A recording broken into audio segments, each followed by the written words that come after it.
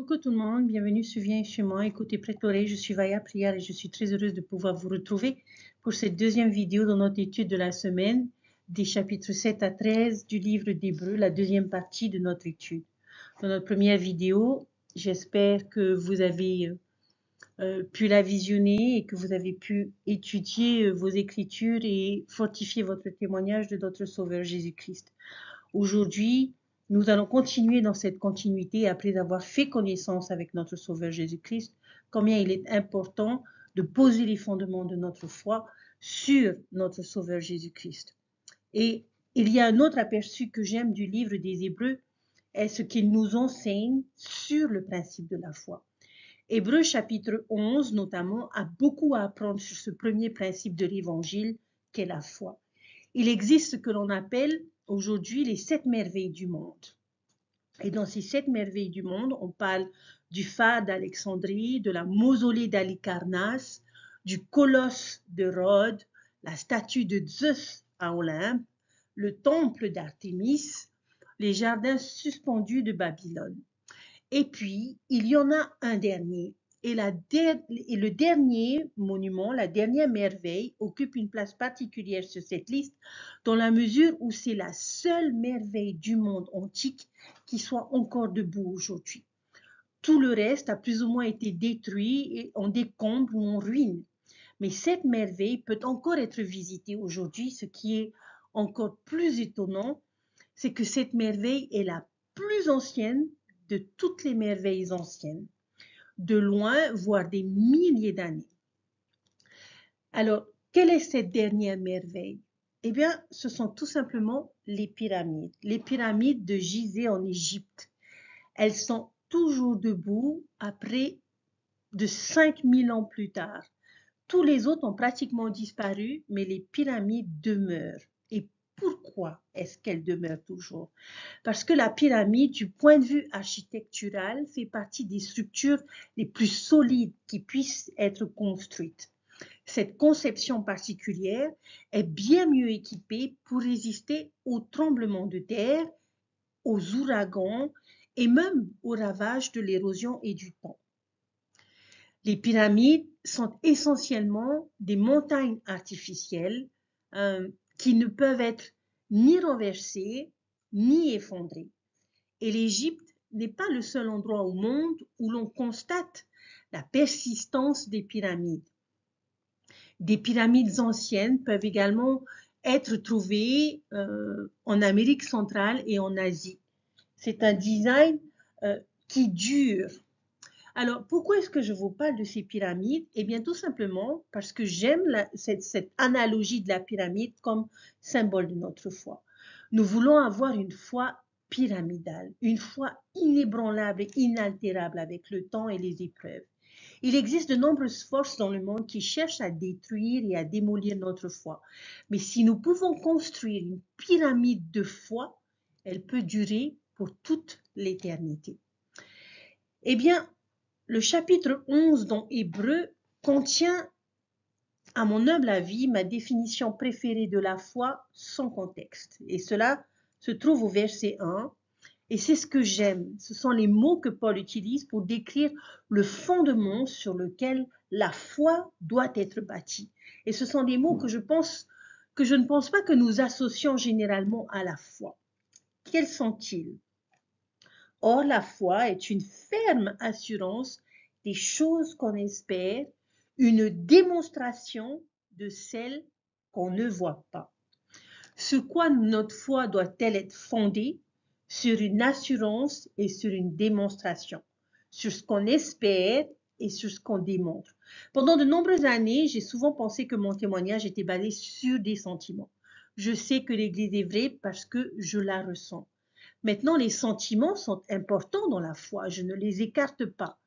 Je sais que l'Église est vraie parce que j'ai ressenti des sentiments puissants en lisant les Écritures ou en écoutant les prophètes ou en tenant compte des inspirations du Saint-Esprit. Mais je ne pense pas que nous puissions fonder tout notre témoignage uniquement sur des sentiments. Les sentiments ne sont pas les fondements les plus solides. Et nous voulons des fondations qui soient des fondations pyramidales. Alors, de quelle assurance et démonstration disposons-nous? Eh bien, il y en a beaucoup. Mais j'aimerais vous partager trois choses avec vous. Premièrement, quelle preuve avons-nous qui nous fortifie notre foi? La première est l'expérience. Je sais que l'Église est vraie sur la base d'expériences réelles que nous avons vécues. Ce peut être des prières exaucées, des miracles, des déclarations de la prêtrise qui se sont manifestées et des bénédictions concrètes qui sont entrées dans notre vie grâce à l'obéissance au commandement. Ce ne sont pas seulement des sentiments. Et je pourrais probablement vous demander à chacun d'entre vous quelles sont les expériences que vous avez vécues et qui vous ont aidé à savoir que Dieu était réel et que l'Église était vraie. Et je vous invite à partager ces choses avec votre famille. Et je suis sûre que nous pourrions compiler toutes ces histoires dans un seul livre qui serait un volume énorme et géant rempli de milliers d'histoires que nous pourrions déposer devant les plus sceptiques et dire assurance et démonstration. Comment pouvons-nous expliquer toute cette expérience? Est-ce que ce sont de simples coïncidences? Je ne pense pas. Nous fondons notre foi sur la raison également. Mon sens de la raison me dit que l'Église est vraie. Je regarde le monde autour de moi et les étoiles, la nuit, je considère l'ordre et la majesté, la beauté de toute cette création et ma raison me dit, là, il y a bien quelque chose derrière tout cet ordre. Il ne peut pas s'agir juste d'un accident cosmique géant. Il y a un Dieu, ma raison me le dit. Nous feuilletons les pages du livre de Mormon et nous lisons son contenu avec toute sa complexité littéraire, historique et spirituelle. Et nous savons qu'il existe, qu'il est réel, qu'il est là entre nos mains. Notre raison nous dit également qu'un garçon de ferme d'une vingtaine d'années avec une éducation de troisième année n'aurait pas pu écrire ce livre que nous avons à notre disposition. Notre raison nous le dit et c'est une preuve, c'est le fond. Encore un exemple, c'est je crois que l'Église est vraie basée sur l'autorité. Je n'ai peut-être jamais vu Dieu ou Jésus, mais j'ai confiance en l'autorité de ceux qui disent l'avoir fait sur la base de ce que je sais de leur personnalité. Je ne reçois pas de révélation pour gouverner l'Église, mais je crois en l'autorité de ces 15 hommes qui disent le faire. Je regarde leur personnalité, j'écoute leurs paroles, et si l'Église n'est pas vraie, alors ils le sauraient. Mais ai-je l'impression qu'ils essayent de me tromper? Avons-nous l'impression qu'ils sont motivés par la cupidité ou par le pouvoir? Non. Nous savons et nous voyons que ce sont des hommes bons et sincères, justes et dévoués, et nous avons confiance en leur autorité. Démonstration, assurance. Ma foi, notre foi ne se repose pas uniquement sur nos sentiments, mais je peux aussi ajouter cela à ma pyramide. Mes sentiments confirment également toute la démonstration, les preuves et l'assurance que j'ai déjà expérimentées. Tout cela contribue à me doter d'une foi forte, semblable à une pyramide et me permet de dire « je sais » ou de témoigner de ce que je crois être vrai. En fait, les gens de foi ont des jambes solides sur lesquelles s'appuyer. Oui, ce sont toujours des choses fondées sur l'espoir et que l'on ne voit pas, mais il existe de nombreuses preuves et d'éléments de preuve pour pouvoir les étayer. Et je vous invite à réfléchir à chacune d'entre elles.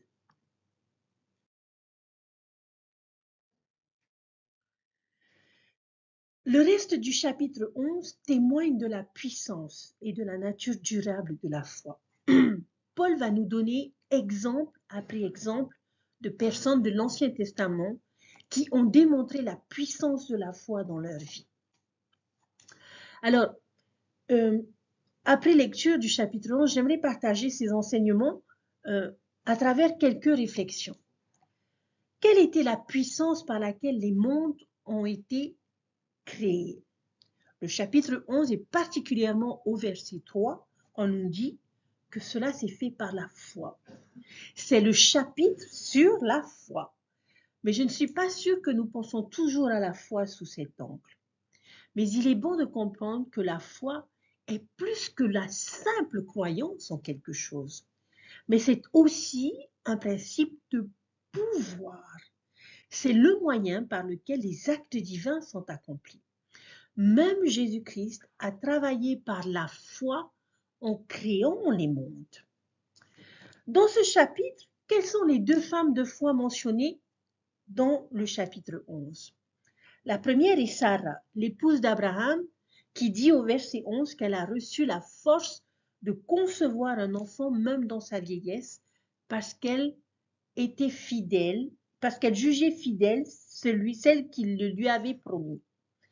C'est un verset important de l'Écriture parce que la Genèse est un peu floue par rapport à l'attitude de Sarah à l'égard de la promesse du Seigneur de porter un enfant. Bien souvent, nous critiquons Sarah parce que les Écritures disent qu'elle a ri lorsque la prophétie a été faite. Mais ce n'était pas un rire d'incrédulité, c'était un rire de joie. Elle n'est pas un exemple de doute, mais un excellent exemple de foi pyramidale. Elle jugea fidèle celui qui avait promis. C'est pourquoi elle nous enseigne que la foi peut réaliser l'impossible, des miracles. Avec la foi, même une femme de 90 ans peut avoir un enfant. J'ai encore de l'espoir. L'autre femme mentionnée au verset 31 est Rahab. Est-ce que vous vous souvenez de cette femme?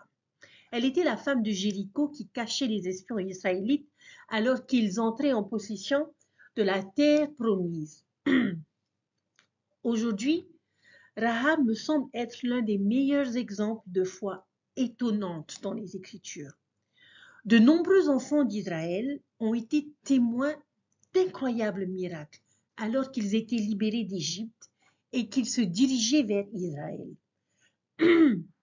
Les épidémies, la séparation de la mer Rouge, la manne tombée du ciel, l'eau qui jaillit d'un rocher, et ils luttaient toujours pour faire confiance à Dieu.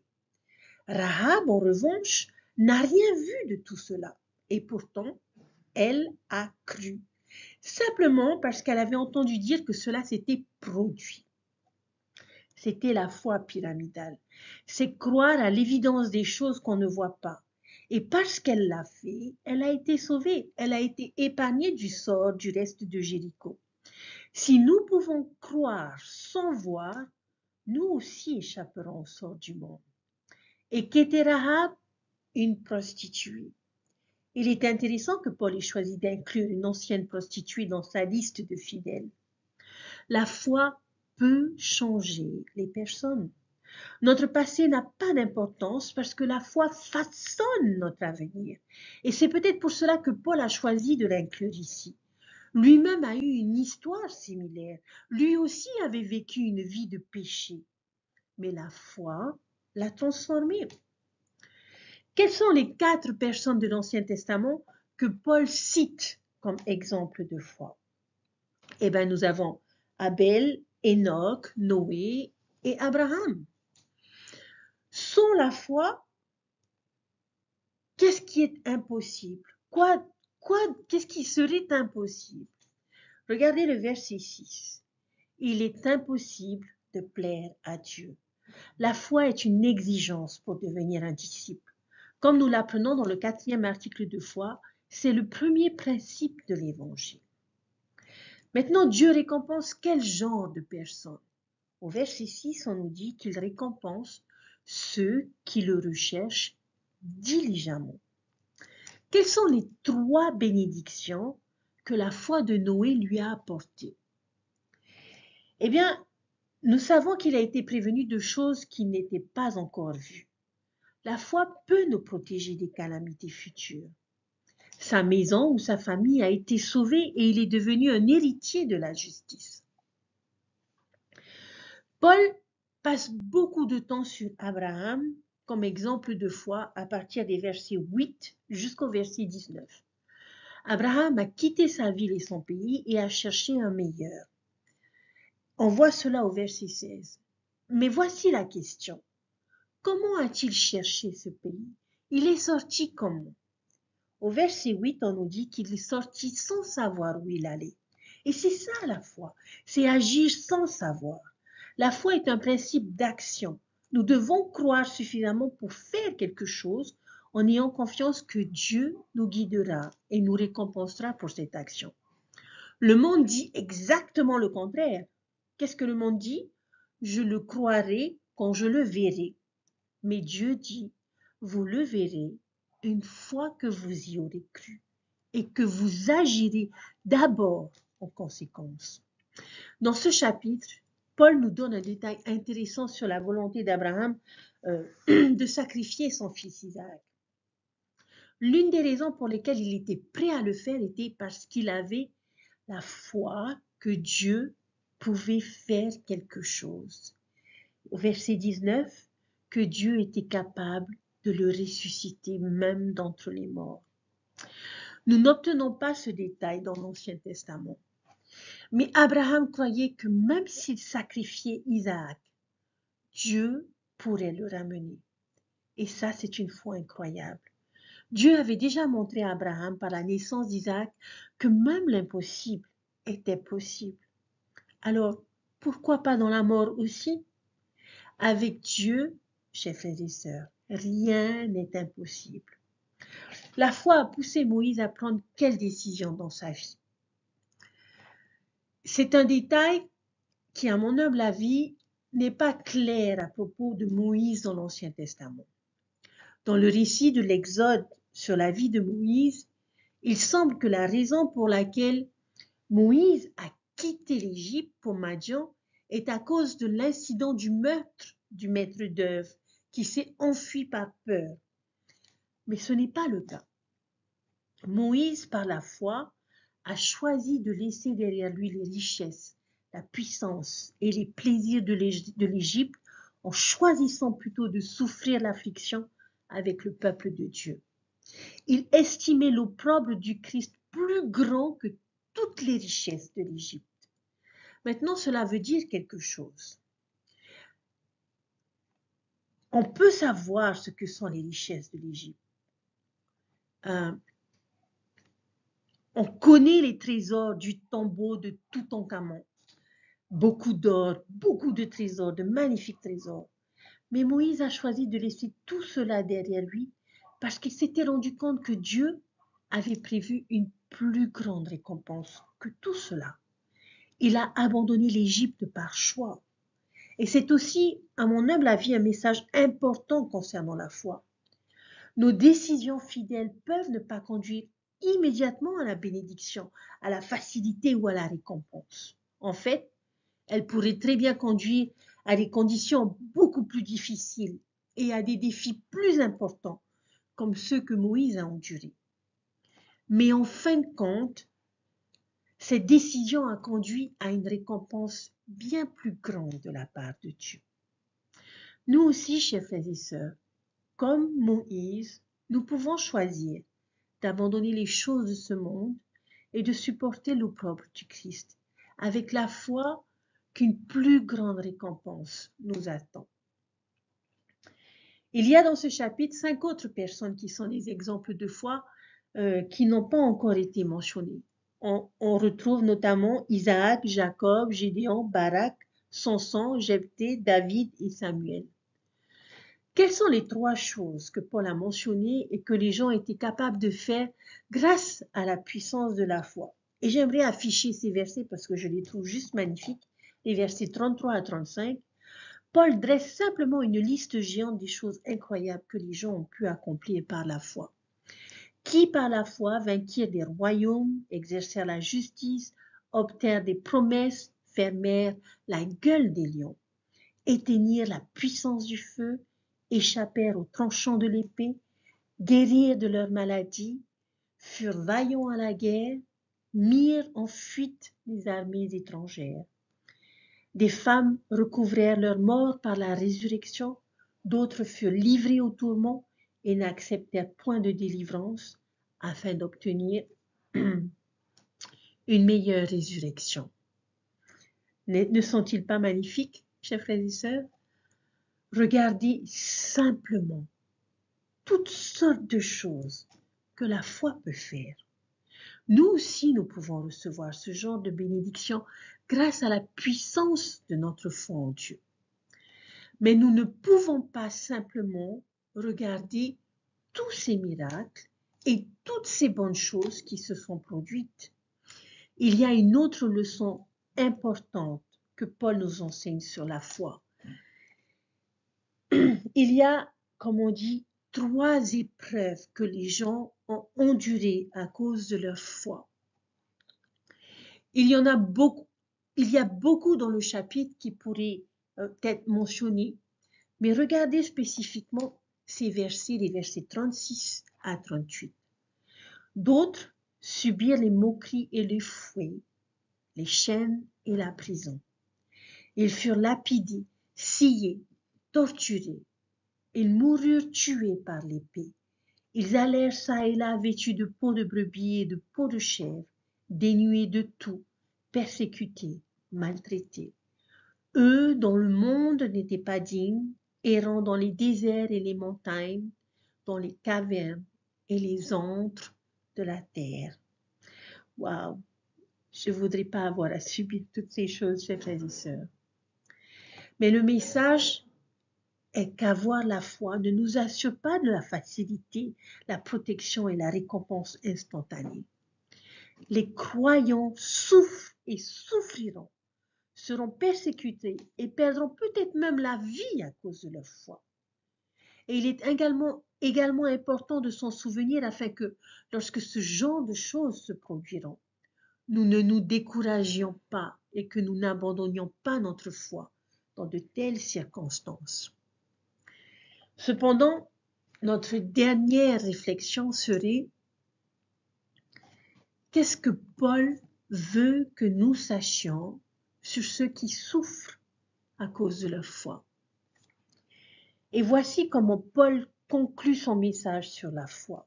Il dit: Dieu leur ayant pourvu à de meilleures choses à travers leur souffrance, car sans souffrance, ils ne pourraient pas être rendus parfaits. Ceux qui souffrent dans la foi recevront finalement de meilleures choses et ils seront rendus parfaits pour leur souffrance. La foi mène toujours à de meilleures choses. Tout ce que nous perdons parce que nous décidons de faire preuve de foi sera finalement plus que compensé. Chers frères et sœurs, ce sont toutes les réflexions que nous aborderons dans ce chapitre. Mais j'espère que cela nous a permis à tous de mieux comprendre l'importance et la nature de la foi. Il y a 2 bonnes questions que l'on pourrait se poser et que nous pourrions envisager pour conclure notre enseignement. La première est: qui d'autre incluriez-vous dans votre... Quel autre exemple donneriez-vous de la foi? Et comment sont-ils devenus des exemples du pouvoir de la foi? Et la deuxième question est: quelle expérience personnelle incluriez-vous dans votre propre vie?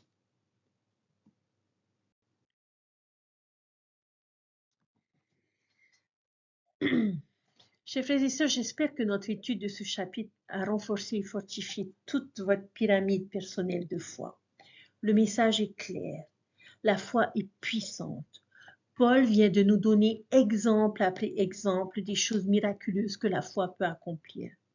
Dans un monde qui semble axé sur la preuve, la tangibilité et la méthode scientifique, il est agréable de se rappeler à quel point la vraie foi peut être puissante.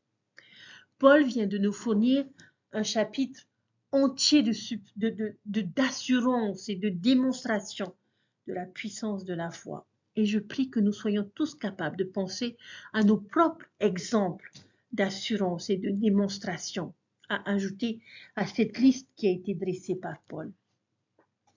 Puisse notre foi être celle qui peut durer des millénaires, comme ces merveilleuses pyramides d'Égypte. Alors, pour conclure, chers frères et sœurs, qu'est-ce que la véritable foi? La foi se définit comme une croyance et une confiance en Dieu et une loyauté envers lui. Une ferme croyance en quelque chose pour laquelle il n'y a pas toujours de preuve. Nous croyons que la foi et l'espérance sont des choses qui ne sont pas vues, mais qui sont vraies. Et cette foi doit être centrée sur notre Sauveur Jésus-Christ. En fait, nous croyons que la foi en Jésus-Christ est le premier principe de l'Évangile. Trop souvent, aujourd'hui, nous nous reposons moins sur la foi que sur notre capacité de réfléchir et de résoudre les problèmes. Si nous tombons malades, la médecine moderne peut opérer des guérisons miraculeuses. Nous pouvons parcourir de grandes distances en peu de temps. Par l'informatique, nous avons à portée de main des renseignements qui, il y a 500 ans, auraient permis aux plus pauvres d'accéder au rang de prince. Les Saintes Écritures nous disent « Le juste vivra par la foi ». Je vous demande encore, chers frères et sœurs, qu'est-ce que la foi? La foi existe lorsqu'il y a conjonction d'une confiance absolue en ce que nous ne pouvons pas voir et d'action en conformité absolue avec la volonté de notre Père Céleste. Sans ces trois choses, premièrement, une confiance absolue, deuxièmement, des actions et troisièmement, une conformité absolue, sans ces trois choses, tout ce que nous avons est une contrefaçon de la foi, une foi faible et diluée. Nous devons avoir confiance en ce que nous ne pouvons pas voir. Pour que notre foi produise un changement, nous devons agir. Et nous devons faire tout ce qui est en notre pouvoir pour changer une croyance passive en une foi active. Car en vérité, si la foi n'a pas les œuvres, elle est morte. Notre foi doit être en accord avec la volonté de notre Père Céleste et avec les lois qu'il a dictées pour la nature. Un moineau qui s'envole dans un ouragan peut penser qu'il parviendra à se diriger dans la tempête. Mais les lois de la nature ne pardonnent pas et finiront par le convaincre du contraire. Sommes-nous plus sages que ce moineau?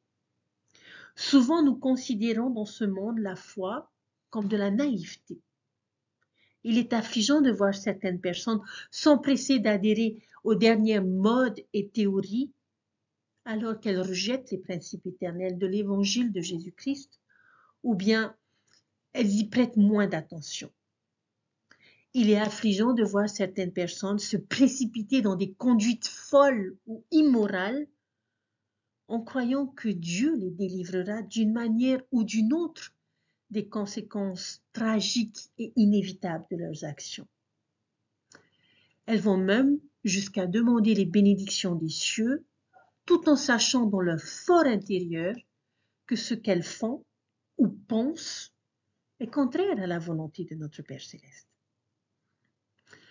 Comment savons-nous que notre foi est conforme à la volonté de notre Père Céleste et qu'il approuve ce que nous recherchons?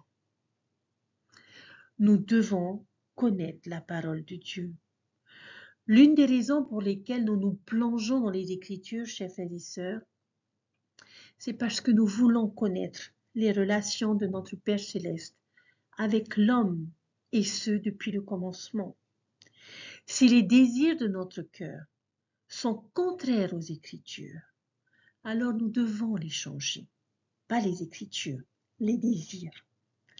Ensuite, nous devons suivre les recommandations des prophètes des derniers jours lorsqu'ils nous donnent des instructions inspirées.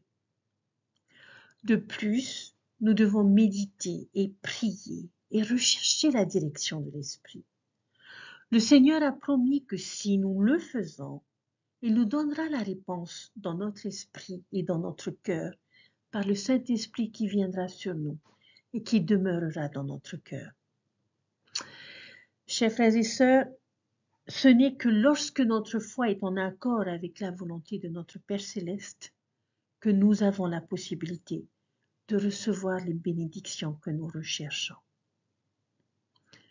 Lorsqu'elle est véritablement comprise et convenablement exercée, La foi est l'un des grands et sublimes pouvoirs de l'éternité.